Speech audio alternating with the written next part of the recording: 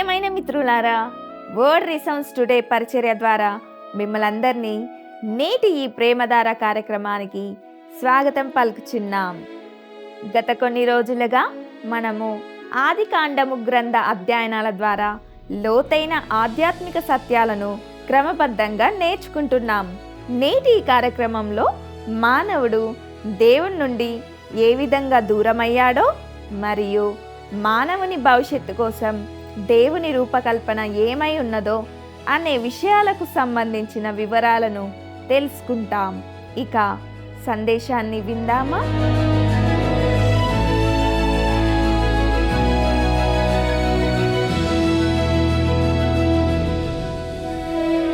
ప్రియులారా, ఈనాటి పాఠంలో మనము ఆదికాండము 3వ అధ్యాయము 7 నుండి 24వ వచనం వరకు ధ్యానించుకోబోతున్నాం. ముందుగా ఆదికాండము 3వ అధ్యాయము 7వ వచనాన్ని గమనిద్దాం. అప్పుడు వారిద్దరి కన్నులు తెరవబడెను, వారు తాము దిగంబరులమని తెలుసుకుని అంజూరపు ఆకులు కుట్టి తమకు కచ్చడములను చేసుకొనిరి. ప్రియులారా, ఈ వచనంలో వారిద్దరి కన్నులు తెరవబడెను అనే మాట వారి మనస్సాక్షిని సూచిస్తుంది. పతనానికి ముందు మానవునికి మనస్సాక్షి అనేది లేదు. అతడు పూర్తిగా అమాయకుడు, నిర్దోషి. ఇక్కడ అమాయకత్వం అంటే చెడును గురించి తెలియకపోవడం. స్వతహాగా మనిషి మనస్సాక్షిని తయారు చేయలేదు. మనలో ప్రతి ఒక్కరికి మన లోపల నిందించేది అనేది ఒకటి ఉందని గుర్తించాలి. ఒకానొక గొప్ప విశ్వవిద్యాలయంలో క్రైస్తవుడైన ఒక ప్రముఖ మనస్తత్వ శాస్త్రవేత్త మాట్లాడుతూ ఈ విధంగా చెప్పాడు. అపరాధ భావన అనేది ఒక మనిషిలో తన కుడి చేయి ఎలాగో అలాగే అది కూడా ఒక భాగమని చెప్పాడు. మనిషి ఆ అపరాధ భావన సంక్లిష్టతను మానసికంగా ఎప్పటికీ వదిలించుకోలేడు. ఇక ఈ వచనంలోనే వారు తాము దిగంబరులమని తెలుసుకొని అంజూరపు ఆకులు కుట్టి తమకు కచ్చడములను చేసుకొనిది అనే మాటను గమనిస్తాం. ప్రియులారా, ఇక్కడ ప్రత్యేకంగా ప్రస్తావించబడిన ఏకైక చెట్టు అంజూరపు చెట్టు అని మీరు ఎప్పుడైనా గమనించారా? చాలామంది అనుకున్నట్లుగా మంచి చెడ్డల తెలివినిచ్చు వృక్షము యాపిల్ వృక్షం అయితే కానే కాదు. వాస్తవానికి అది ఏమిటో నాకు కూడా తెలియదు. అయితే ఇక్కడ పేర్కొనబడిన ఈ అంజూరపు ఆకులు వారి దిగంబరత్వాన్ని తప్ప నిజంగా వారిని కప్పలేదు. ఆదాము హవ్వలు వాస్తవానికి తమ పాపాన్ని ఒప్పుకోలేదు. పైగా వారు తమ పాపాన్ని కప్పిపుచ్చుకోవడానికి ప్రయత్నించారు.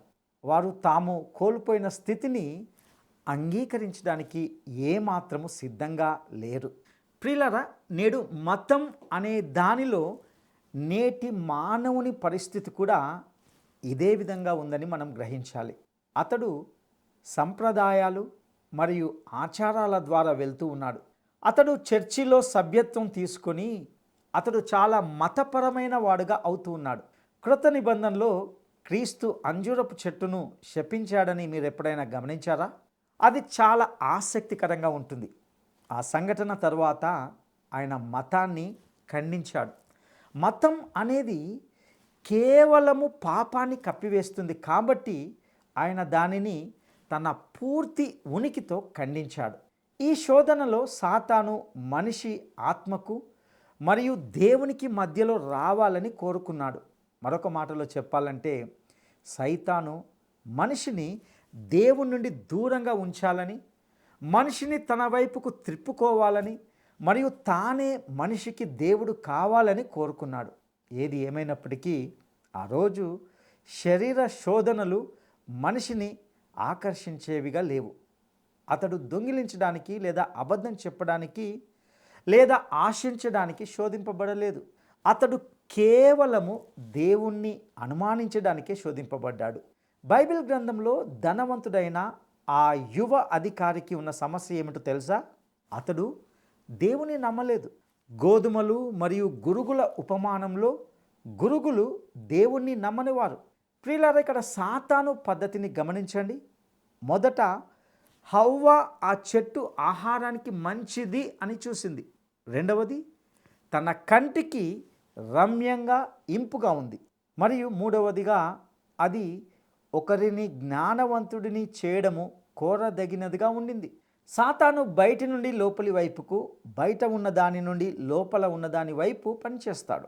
ఇక మరోవైపు మనము గమనిస్తే దేవుడు మనిషి హృదయంతోనే ప్రారంభిస్తాడు. అయితే మతము అనేది మీరు బయట రుద్దేది, కానీ దేవుడు మతంతో ప్రారంభం కానే కాడు. నేను ఇక్కడ ఒక తేడాను లేదా వ్యత్యాసాన్ని గుర్తించాలని ఆశపడుతున్నాను. క్రైస్తవ్యము ఒక మతము కానే కాదు. క్రైస్తవ్యము అనగా క్రీస్తు.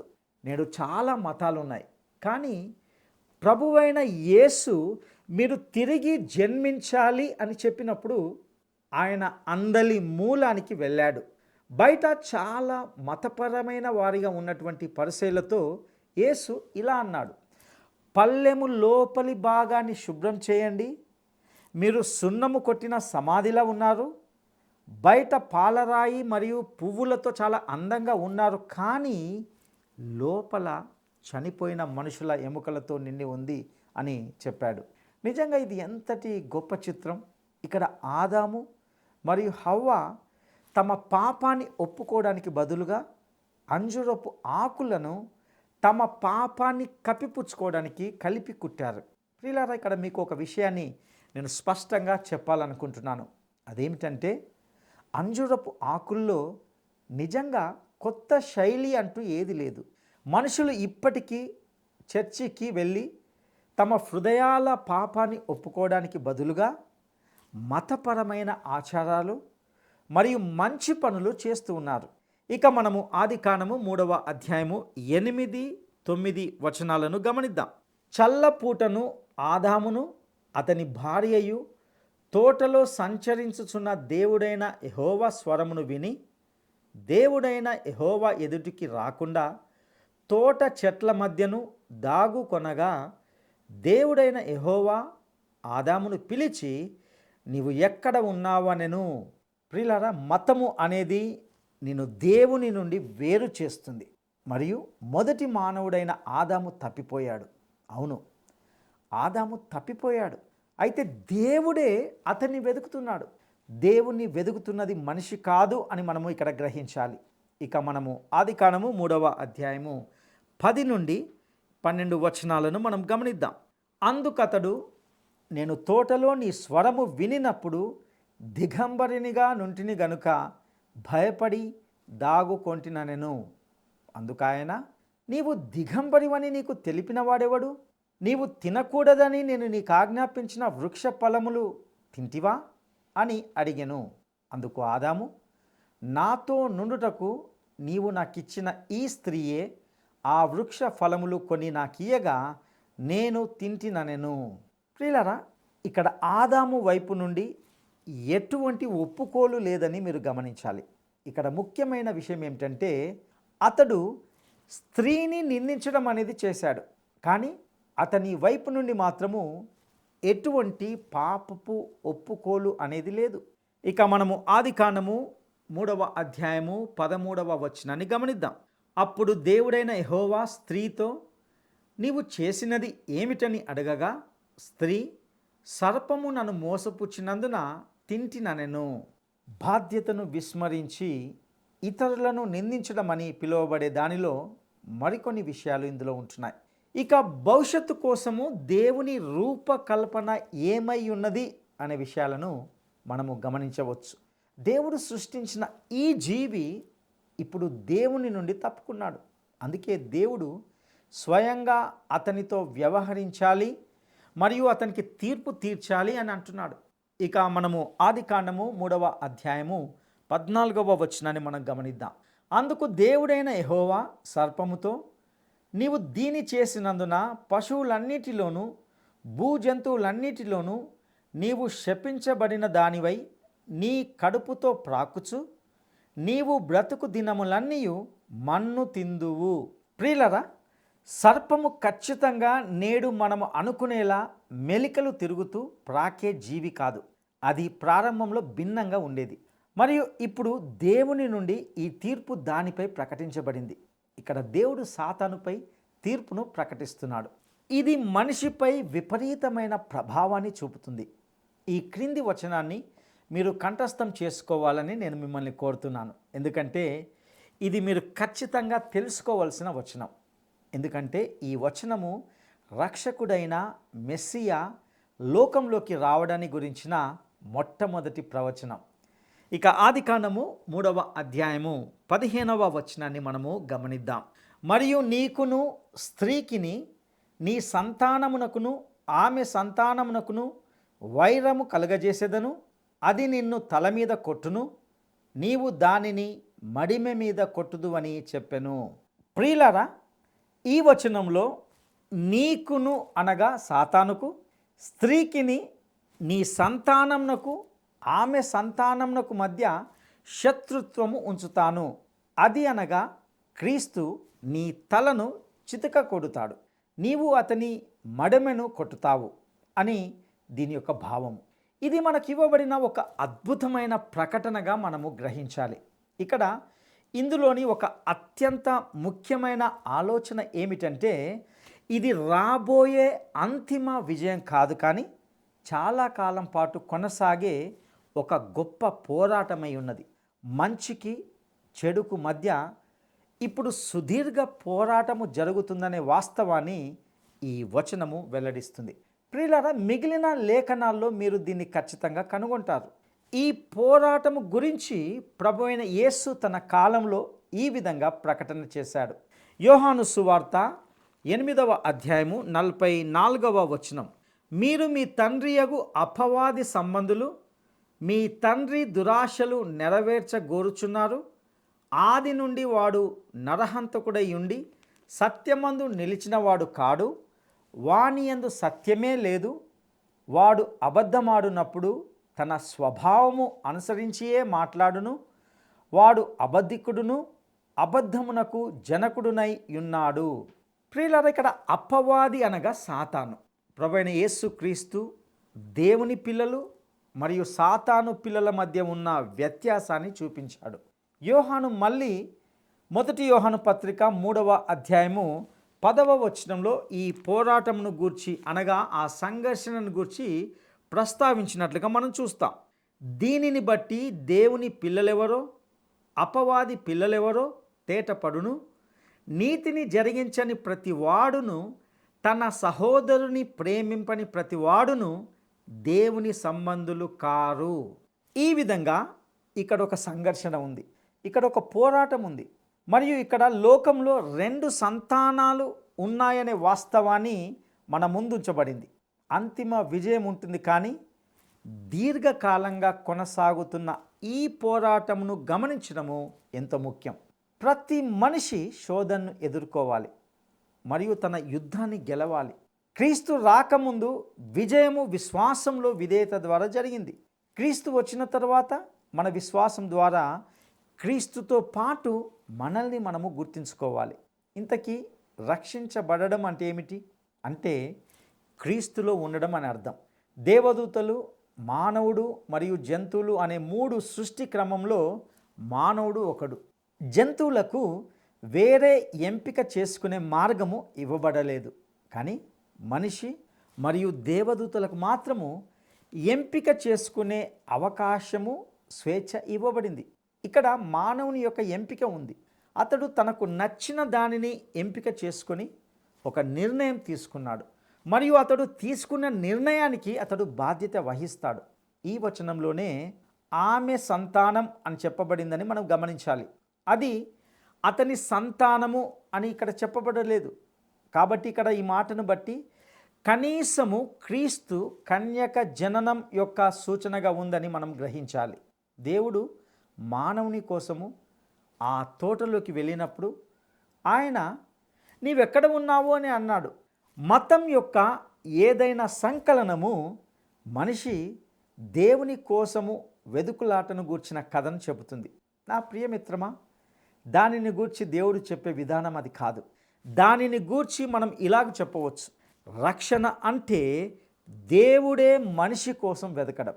మనిషి దేవుని నుండి పారిపోయాడు మరియు దేవుడు అతన్ని నువ్వు ఎక్కడ ఉన్నావు అని పిలిచాడు. డాక్టర్ WH గ్రిఫిత్ థామస్ అనే ఒక వ్యక్తి జెనసిస్ ఏ డివోషనల్ కామెంటరీ అనే తన పుస్తకంలో దీనిని గురించి ప్రస్తావిస్తూ ఇది పాపాన్ని విస్మరించలేని దైవిక న్యాయం యొక్క పిలుపు అని వ్యాఖ్యానించాడు. ఇది పాపిని గూర్చి దుఃఖించే దైవిక దుఃఖం యొక్క పిలుపు. ఇది పాపానికి విమోచనను అందించే దైవిక ప్రేమ యొక్క పిలుపు. ఇవన్నీ మన ముందున్న వచనంలో ఉన్నాయి. అందులో రక్షకుడి రాక యొక్క వాగ్దానాన్ని మనం చూస్తాం. మానవుని కోసము దేవుని అన్వేషణ లేఖనం అంతటా చిత్రీకరించబడింది. అపోస్తులైన పౌలు రోమాపత్రిక 3వ అధ్యాయము 11వ వచనంలో ఇలా వ్రాశాడు, దేవుణ్ణి వెదుకువాడెవడునూ లేడు. అదేవిధంగా యోహాను సువార్త 15వ అధ్యాయము 16వ వచనంలో ప్రభువైన యేసు ఈ విధంగా చెప్పాడు, మీరు నన్ను ఏర్పరచుకొనలేదు, నేను మిమ్మును ఏర్పరచుకొని నియమించితిని. మరియు యోహాన్తో పాటు 1 యోహాను 4వ అధ్యాయము 19వ వచనంలో చెప్పబడిన విధంగా మనము కూడా ఇలా చెప్పగలం, ఆయనే మొదట మనలను ప్రేమించెను గనుక మనము ప్రేమించుచున్నాము.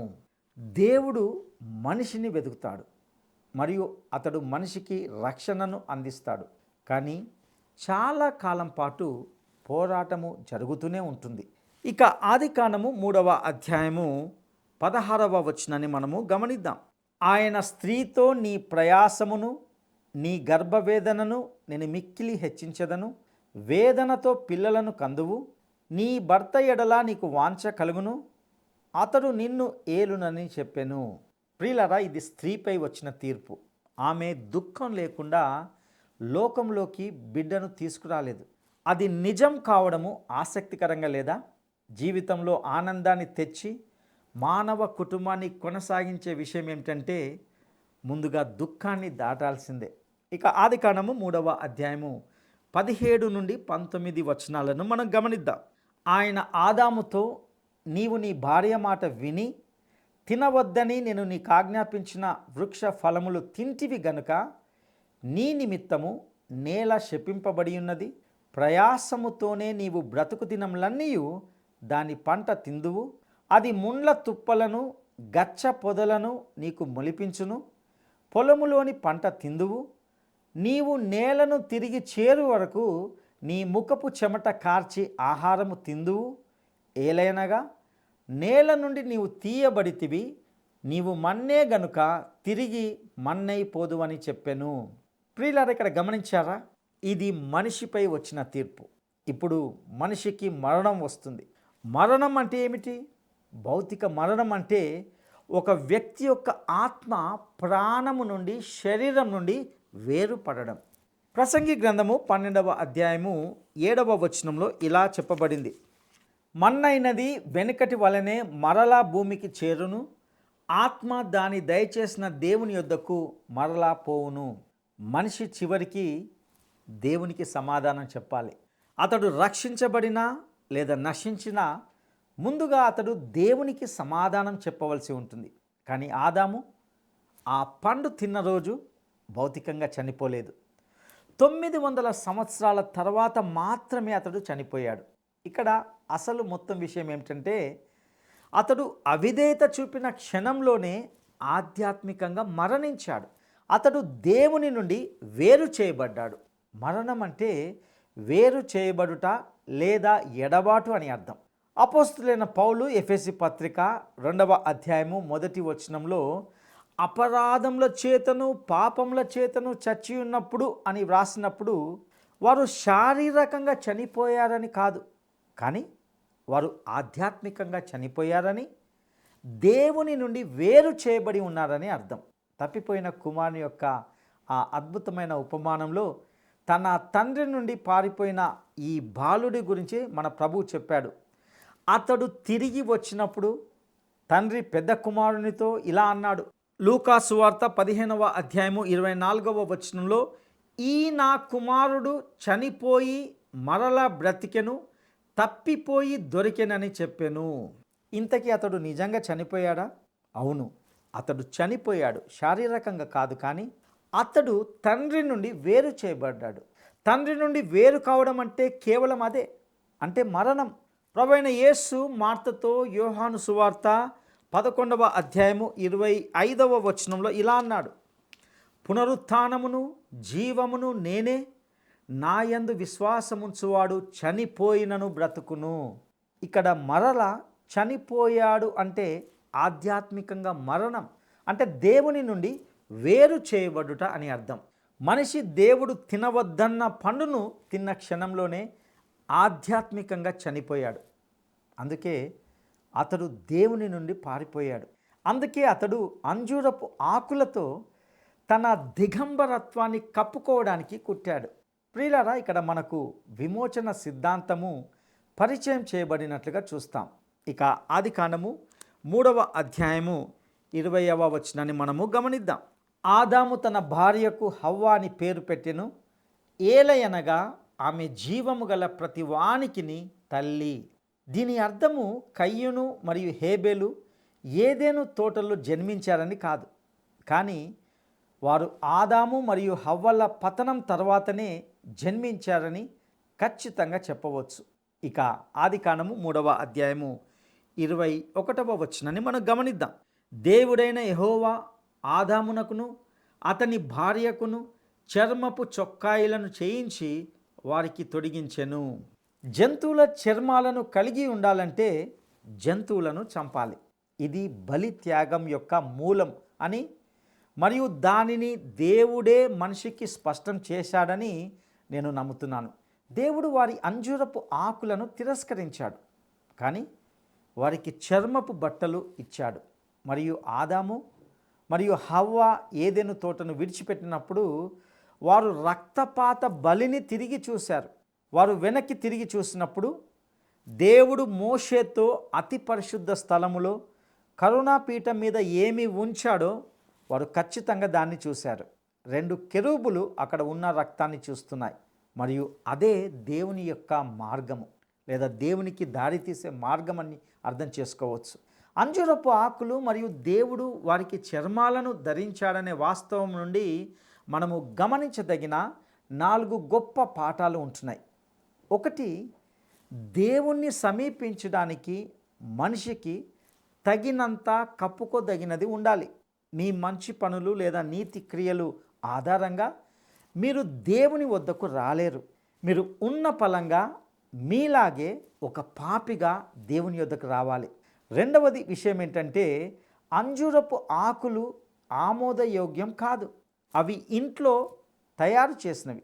దేవుడు ఇంట్లో మీరు సొంతగా తయారు చేసిన వస్త్రాన్ని అనగా మీ స్వంత పద్ధతులను పరిగణలోకి తీసుకోడు. ఇక మూడవదిగా దేవుడే ఆ కప్పుకోదగిన వస్త్రాన్ని అందించాలి. నాలుగవదిగా ఆ కప్పుకోదగిన వస్త్రము ప్రభువైన యేసుక్రీస్తు మరణం ద్వారా మాత్రమే పొందవచ్చు. ప్రియులారా, మానవుడు తనకు మరియు దేవుని ఉగ్రతకు మధ్య ఉండగలిగిన ప్రత్యామ్నాయం కలిగి ఉండాలి. ఈ రోజుల్లో కూడా మానవుడు పరిగణించవలసింది చాలా ముఖ్యం. ప్రపంచంలో అత్యంత కష్టతరమైన విషయం ఏమిటంటే, దేవుని ముందు మనిషి తన వాస్తవ స్థితిని గ్రహించి సరైన స్థానాన్ని తీసుకోవడం. ప్రియులారా, మీరు మరియు నేను దేవుని ముందు పాపులుగా మన సరైన స్థానాన్ని తీసుకున్నప్పుడు రక్షణ వస్తుంది. ఇక ఆదికాండము 3వ అధ్యాయము 22, 23 వచనాలను మనము గమనిద్దాం. అప్పుడు దేవుడైన యెహోవా, ఇదిగో మంచి చెడ్డలను ఎరుగునట్లు ఆదాము మనలో ఒకని వంటి వాడాయను.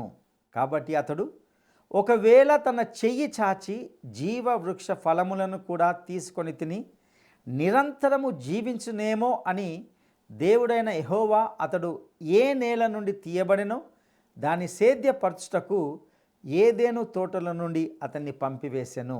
ప్రియులారా, దీనికి నేను చెప్పగలిగేది ఏమిటంటే, మనిషిని పాపంలోనే శాశ్వతంగా జీవించనివ్వనందుకు మరియు దేవుడు మనల్ని అలా ఉండనివ్వనందుకు దేవునికి కృతజ్ఞతలు. అది నిజంగా ఒక ఆశీర్వాదం. ఇక ఆదికాండము 3వ అధ్యాయము 24వ వచనాన్ని మనము గమనిద్దాం. అప్పుడు ఆయన ఆదామును వెళ్ళగొట్టి ఏదెను తోటకు తూర్పు దిక్కున కెరూబులను జీవవృక్షమునకు పోవు మార్గమును కాచుటకు ఇటు అటు తిరుగుచున్న ఖడ్గ జ్వాలను నిలవబెట్టెను. దీని అర్థము, దేవుడు అడ్డంకిని ఏర్పాటు చేశాడని కాదు. అంటే మానవుడు దేవుని వద్దకు రావడానికి జీవ మార్గము తెరిచి ఉంచబడిందని అర్థం. కానీ ఇప్పుడు ఆ మార్గము జీవ వృక్షం ద్వారా కాదు. రక్షణ అనేది క్రీస్తు బలియాగం ద్వారానే రావాలి. మరియు మనిషి వెనక్కి తిరిగి చూసినప్పుడు అతడు చూసినది క్రీస్తు యొక్క బలి రక్తమే. ప్రియ సహోదరుడా, సహోదరి, మానవుడు దేవుని మాటకు అవిధేయుడై పాపంలో పడి నశించినప్పుడు దేవుడు అలాగే మనిషి శాశ్వతంగా నశించాలని కోరుకోలేదు. దానికి ప్రత్యామ్నాయంగా ఒక పరిష్కారాన్ని కనుగొన్నాడు. రక్తము చిందించబడకుండా పాప క్షమాపణ కలగదు. అందుకే యేసుక్రీస్తు రూపంలో ఆయన కలువరి శిలువ బలియాగము ద్వారా దేవుడే పాపానికి పరిష్కారాన్ని కనుగొన్నాడు. ఒక గొప్ప ప్రణాళికను ఏర్పాటు చేశాడు. క్రీస్తు ద్వారానే మనకు విడుదల, విమోచన దొరుకుతుంది. అట్టి కృప దేవుడు మనందరికీ దయచేయునుగాక. దైవాశీస్సులు. ప్రార్థన చేసుకుందాం. మహాపరిశుద్ధుడా, నమ్మదగిన దేవా, నీ దయగల పాదాలకు వందనాలు చెల్లిస్తుంటున్నాం. ప్రభా, విన్న సందేశానికే నీకు వందనాలు. ముఖ్యంగా మానవుని వెతుకుతూ మీరు ఈ లోకానికి వచ్చి ఉంటున్నారు. సాధారణంగా ప్రభా, ఈ లోకంలో మానవుడు దేవుని కొరకు వెతుకుతున్నట్టుగా చెప్పుకుంటారు. కానీ మానవుడు దేవుని వెతకలేడు. దేవునిగా మీరే మమ్మల్ని వెతుకుతూ ఈ లోకానికి వచ్చి ఉంటున్నారు. మా రక్షణ కొరకు ఒక గొప్ప మార్గాన్ని ఏర్పాటు చేసిన విధానానికే నీకు వందనాలు. నీకే సమస్త ఘనత, మహిమ, ప్రభావంలో ఆరోపిస్తూ మా రక్షకుడును నమ్మదగిన యేసయ్య శ్రేష్టమైన నామంలో అడిగి స్తుతించి వేడుకుంటున్నాము తండ్రి. ఆమేన్.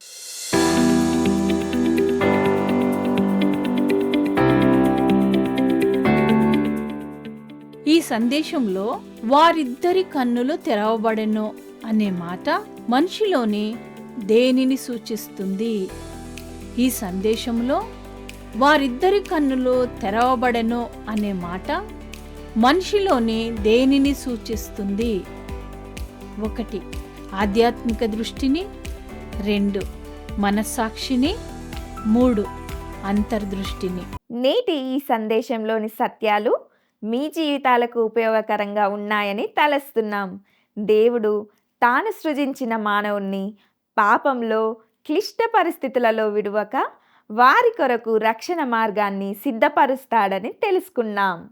కాబట్టి మనము మన పాపాన్ని దాచిపెట్టకుండా, దేవుని నుండి దాక్కొనకుండా దేవుని ఎదుటకు వచ్చి ఎప్పటికీ దేవుని యందే నమ్మిక ఉంచి ఆయన మాటలకు లోబడాలనేది ఈ సందేశంలో మనము నేర్చుకోవాల్సిన ప్రాముఖ్యమైన విషయం.